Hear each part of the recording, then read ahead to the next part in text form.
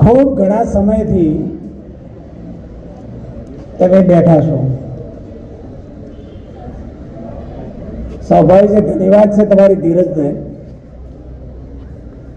આજે અર્બુદા સેવા સમિતિ ગુજરાત રાજ્યનું શનિ મિલન કાર્યક્રમ માં અંબાજીના આશ્રમમાં જે આયોજિત થયું છે, એવા પ્રસંગમાં ઘણા બધાને ખ્યાલ પણ નહીં હોય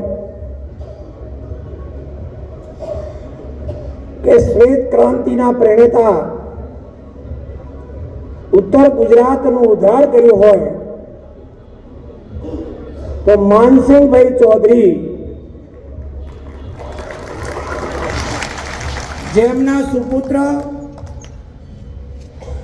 રાજ્યના પૂર્વ ગૃહમંત્રી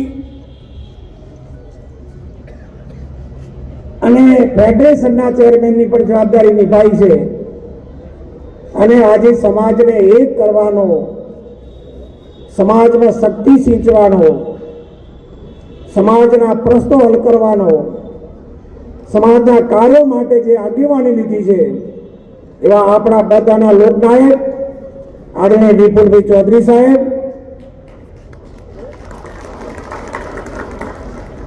સહકારી ક્ષેત્રમાં વર્ષોથી કામ કરતા બનાસ બેંકના પૂર્વ ચેરમેન, વિવિધ સંસ્થાઓ પર જવાબદારી નિભાવ્યા ભાઈ આદરણીય હણદાભાઈ, બહુ લડાયક વડગામમાં હિંમત કરી છે, છતાં અમે લડીને પણ અમારા બનાસ બેંકના ડિરેક્ટર હોય, માર્કેટમાં હોય કે સંઘમાં હોય એવા કેશરભાઈ, ભાઈ ઈશ્વરભાઈ, દેવજીભાઈ, આ બાજુ બિરાજેલા અમથાબા, હિંદવાડી પર જ્ઞાન દેસાઈ બા, આપણા માલાબા, અહીં બધા બેઠેલા 64 ગામ ગોળના 67 પ્રજ્ઞાના આદરણીય ગંગારામભાઈ, ગોવાભાઈ, બગાભાઈ, મારી બહેનો અને સર્વે નામ લેવા જોઈએ તો લાંબુ લિસ્ટ થાય એમ છે.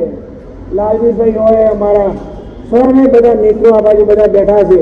છેલ્લે સુધી લાલજીભાઈ, રમાભાઈ, એવા તમામે તમામ, માફ કરજો બધાના નામ ન લઈ શકો તો ક્ષમા કરજો. સર્વે મારા સ્ટેજ પર બિરાજેલા મહાનુભાવો, વડીલો અને આ બાજુ બેઠેલા મારા ધોતિયાધારી ને પોતિયાધારી, મારા પિતા તુલ્ય એવા મારા વડીલો અને મારા કાળજાના કટકા સમાન મારા યુવાન મિત્રો, ભાઈઓ, બહેનો અને માતાઓ,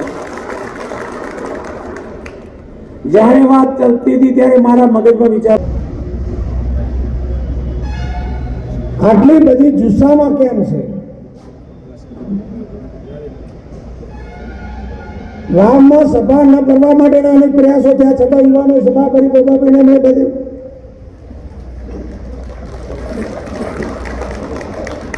ત્યારે બેઠેલા લગભગ 200 માણસો બેઠા, મૂંગા બેઠા હતા. કદાચ એ પૈકીના કોક હશો કે મને ખ્યાલ નથી. ત્યારે મારે ઉભા થઈને કહેવું પડ્યું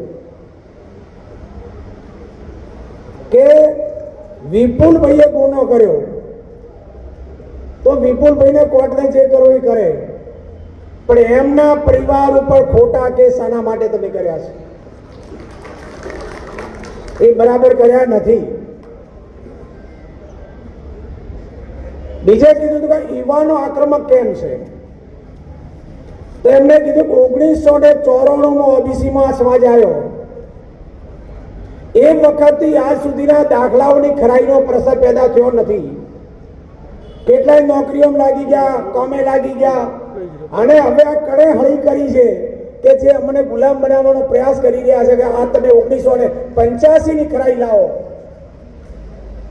1985 ની ખરાઈ લાવો, તમે ઓબીસી ચૌધરી છો કે કેમ?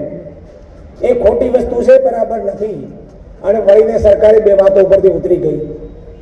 એ તાકાત હતી તમારામાં, એ ખુરશીમાં તાકાત હતી, પાઘડીમાં તાકાત હતી, જેના કારણે વિપુલભાઈ સાહેબના પણ જામીન મળ્યા, જેના કારણે એ સરકારી જામીન હતા.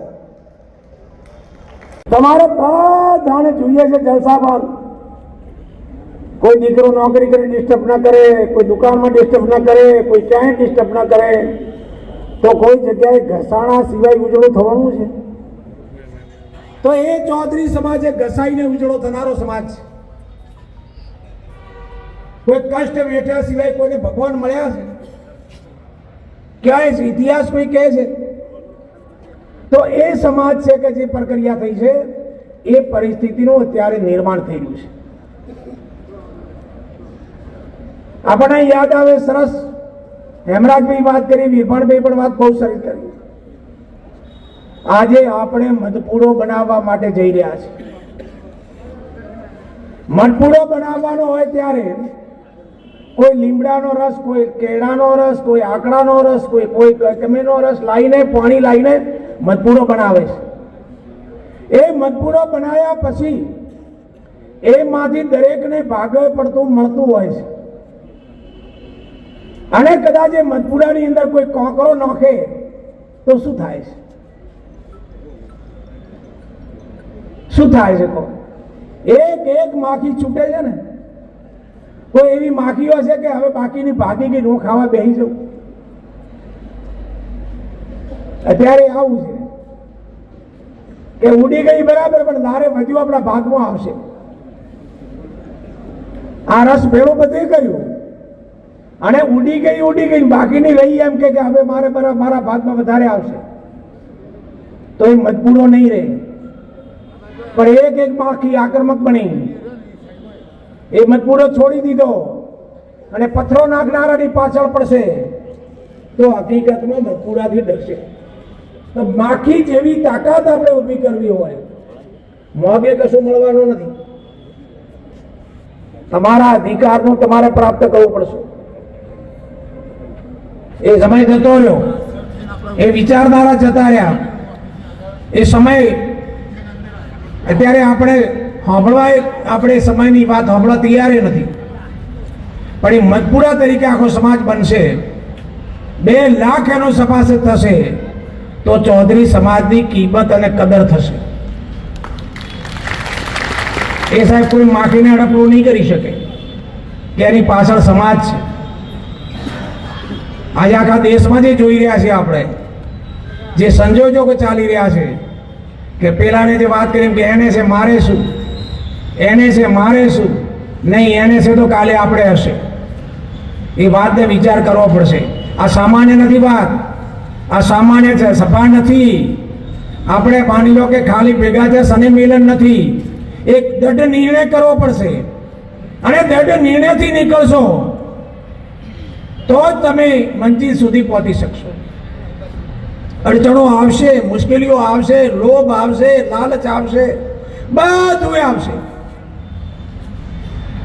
આજે જે ઠેરાવો જે કર્યા છે વિપુલભાઈ, એને આપણા બહુ સરસ, એમની ટીમે ધન્યવાદ છે કે એક એક ઠેરાવ વજનવાળો છે, સમાજના હિત માટેનો છે, સમાજ માટેનો છે. એમાં કોઈ સમાજના ભલા માટેની વાત છે, કોઈ એમના પોતાના વ્યક્તિગત વાત નથી કે માવજીભાઈને પોતાના વ્યક્તિગત વાત નથી. એક અગાઉના વખતે કોઈ વાત કરી, સર ઠેરાવ આવ્યો મારો ને એકતા સમાજ એકતાનો વાત સાચી છે. 1985માં પરબતભાઈ સાહેબે ટિકિટ લઈને આવ્યો, હું ટિકિટ લઈને આવ્યો. મારી પાસે મોરારજી દેસાઈની ટિકિટ હતી, પરબતભાઈ સાહેબે ઇન્દિરા ગાંધીની ટિકિટ હતી. ટિકિટ દેનારા વડીલ હતા દલુભાઈ સાહેબ. જોઈતાભાઈને પરબતભાઈ સાહેબને એમણે કીધું કે મારે કશું જોતું નથી, મારે કઈ જોતું નથી, પણ આ 2 જગ્યા ટિકિટ આપો. અને જ્યારે ચૂંટણી ઇલેક્શન ચાલુ થયું, વાવની જે પરિસ્થિતિ નિર્માણ થઈ, ત્યારે દલુભાઈ સાહેબ પાછા આવ્યા કે બાવજી મુશ્કેલી થશે, અને સાહેબ માથું ઉતારીને ટેકો જાહેર કરીને સાહેબને જીતાડી મૂકી દીધા.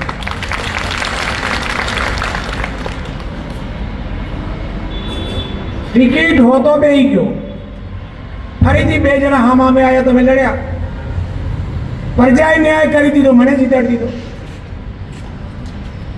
મેં ત્યાગ કર્યો તો લોકોએ મને વિશ્વાસ મારા મૂક્યો. ફરીથી પાછું પ્રક્રિયા, મારી ટિકિટ કપાણી, એમની ટિકિટ કપાણી, હાગે ઠકાણે જતી રહી. તો ફરીથી એમને કીધું કે મારે લડવું છે, પક્ષ લડો, જીતાડી મૂકી દીધા. રાજપામાં ગયા, ભાજપામાં ગયા, મંત્રી બન્યા.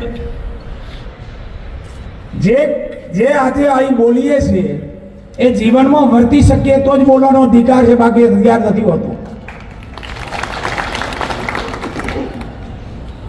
બીજી વાત થઈ સમાજની, પાર્ટીની, પક્ષની. સાહેબ, સમાજ છે તો જ પાર્ટી વાળા બોલાવશે. સમાજ નહીં હોય તો નહીં બોલાવે. અને સમાજને પણ એકતા રાખવી પડશે.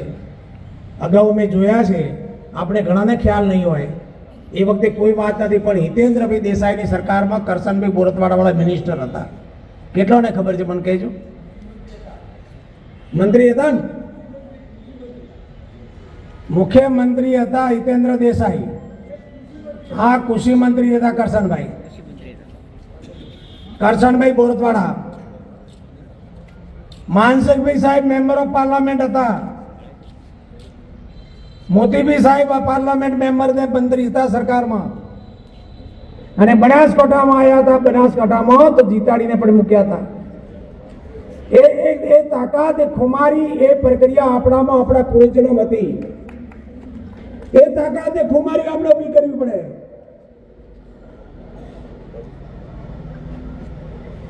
અમારી સરકારમાં અમે સમાજના 3 માણસો પાસે ગાડી હતી. સૌ પહેલો મારી પાસે આવી વિશ્વ બધાર અધ્યક્ષની કેબિનેટ મંત્રીનો દરજ્જો મળ્યો. તો મને લાગ્યું કે હું તો બન્યો, પણ હું શું કરું? ભેમાભાઈ માટે મહેનત કરી. સરકાર બદલાણી, છબીદાસ મુખ્યમંત્રી થયા, ભોળાભાઈને મિનિસ્ટર બનાવતા ઉત્તર ગુજરાતમાં. મેં ઓટી મારી કે ના, ભેમાભાઈને બનાવો. એનાથી સાબરકોટ અમારો રહ્યા હરિભાઈ ધનસુરાવાળા, જેને ઓનાવારી સમિતિ જો હોય દુનિયા સાંભળી નહીં હોય, ગાડી અપાવી હતી કે અમે તો 2 લઈને બેઠા હતા. એનું શું? હરિભાઈને પણ સાહેબ ઓનાવારી સમિતિના ચેરમેન બનાવીને ગુજરાત રાજ્યના અને ગાડીની ઓફિસ આપી. તમે આગળ જાઓ તો પાછળ લમણો વાળો તો થઈ શકે, બાકી ક્યાંથી થઈ શકે? વિપુલભાઈ સાહેબ સરકારમાં હતા તો સમાજની ચિંતા કરી. શંકરસિંહજી વાઘેલા પાસે એમણે જમીન અપાઈ. તો એ વાત કરી શકે છે કે ભાઈ આ પ્રક્રિયા છે, એ ઓછી નથી, એ ફાયદો ઓછો સમાજને નથી. જે કર્યું છે કામ આપણે કહેવું પડે. તો એ જાતની પ્રક્રિયા આજે આપણા 2 લાખ સભાસદ બનાવવા. અહીં પાઈ આવ્યા આપણે, કોઈ પાર્ટી પક્ષ, કોંગ્રેસના આવ્યા, ભાજપના આવ્યા, આ પાર્ટીના આવ્યા છે, બીજી પાર્ટીના આવ્યા છે, સમાજની અંદર આવ્યા. એટલે એક પાર્ટીનું કામ કરો. જ્યાં બેઠો આપણે અધ્યક્ષને આપણે સાંભળવા છે, પણ આ 2-3 બાબતો જે મારા મગજમાં હતી એ પ્રક્રિયામાં આપણે કરવું પડશે. અને એ કરશો તો જ સાહેબ આપણા પૂર્વજનોને ખરેખર સાચા હૃદયથી શ્રદ્ધાંજલિ આપી કહેવાશે. અને ઊંચો કોર્નર કરશો કે હું ફલાણાનો દીકરો છું. આપણા વડવાઓ આવા કાયર કમજોર નહોતા, આજે આપણામાં કાયરતા આવી છે. આજની તરીકે હકીકતો હતાશા આવી છે, નિરાશા આવી છે. કશો નહીં, ભગવાનની ઈચ્છા હશે થશે. સમાજને હશો તો સમાજના આશીર્વાદ મળશે, અને એ આશીર્વાદ મળતા હોય છે. આજે આમને ગંગારામભાઈ અડીખમ યોગની માં હોય 64 ગુણને પકડી રાખવા અને ટીમે લાલજીભાઈ, દેવજીભાઈ બધા પૈસામાં તોડવાની કોશિશ કરી. અમારા ઉપર તો પ્રેશર આવે, સ્વાભાવિક છે. પણ જ્યારે તમારો હક હોય, તમારો રાઈટ હોય, અને રાઈટ હોય ત્યારે તમે જો ચૂપચાપ બેસી રહ્યા, આજની તારીખમાં કોઈ સાહેબ ઉપરાવો લેનારો નથી. કોઈ એમ કહું તો ખોટું નથી. પોતાનું થાય તો દુનિયાથી ખાડામાં. આ પરિસ્થિતિ ત્યારે જોઈ રહ્યા છીએ. એ સમયે તો સંજોગો હતા, કદર હતી, કિંમત હતી.